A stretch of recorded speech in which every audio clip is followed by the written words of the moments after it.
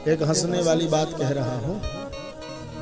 भागवत जी में ससुर दामाद का 3 झगड़ा लिखा हुआ है। एक कल आपने सुना शिव जी वाला, और आज चंद्रमा जी वाला सुन लिए, अब एक कृष्ण जी वाला होगा। भगवान के भी ससुर जी से लड़ाई हुई थी, पर तीनों लड़ाई का रिजल्ट क्या है? बोले तीनों में ससुर जी को हारना पड़ा है।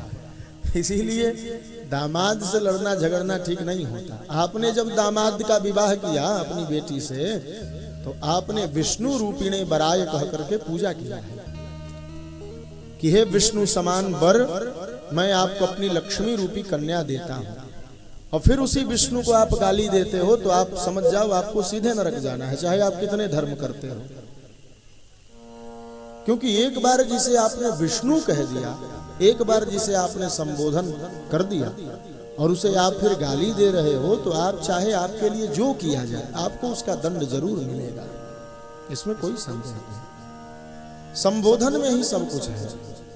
गुरु जी के 4 हाथ पैर थोड़ी होते हैं, पर संबोधन हो गया कि ये हमारे गुरु हैं, तो अब फिर जीवन भर उनको इसी भाव में हमें देखना पड़ेगा।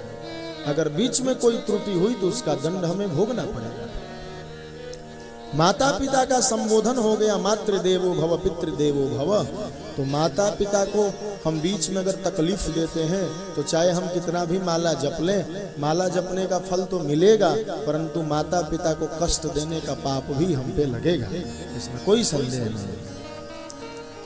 एक बार जिसका जो संबोधन बन गया उसी भाव में आपको पूरा जीवन बिताना पड़ता है। अगर आपको लगे कि ये व्यक्ति हमारे अनुकूल नहीं है, तो आप उसके विचार से, उसके रास्ते से किनारे हो लीजिए, उससे दूरी बना लीजिए, पर उससे विरोध मत करें, उसको गाली मत दें, उनको तंग मत करें। ये सब भावनाएं हैं और ये सब शास्त्रों में आती है। बुरा है व्यक्ति तो अब तो हो गया विवाह भैया, बदला थोड़ी जाएगा, तो आप क्या करें, उससे संबंध नहीं कम रखें, महीने में 1 दिन मिले, रोज रोज बात करना क्या जरूरी है। परंतु गाली देंगे तो भयानक पाप लगेगा, क्योंकि आपने दामाद को विष्णु रूपिणे बराय कहा है कि हे विष्णु रूप के वर, मैं आपको अपनी बेटी जो लक्ष्मी स्वरूपा है उसे दे रहे हैं।